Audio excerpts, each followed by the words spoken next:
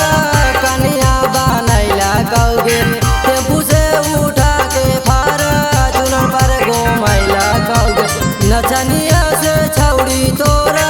कन्या बनैला कौगे टेम्पू से उठा के फॉर्च्यूनर पर घुमैला कौगे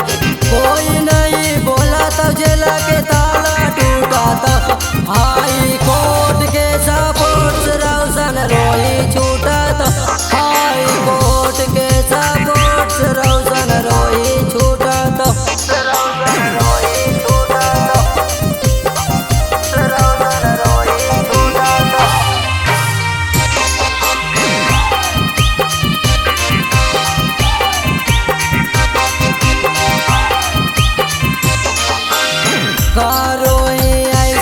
भेजिए के जेल गे गेटा उरेल जैया आई तौले के बेल गे कारोई ऐसा छौड़ी भेजी के जेल गे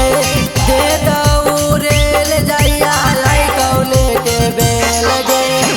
सेरे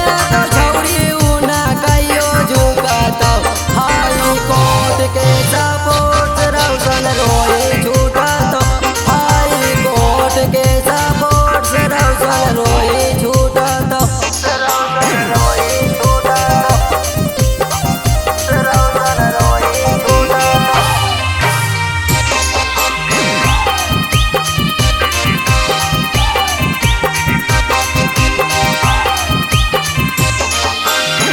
बन के नाबालिग धारा लगैनी 376 गे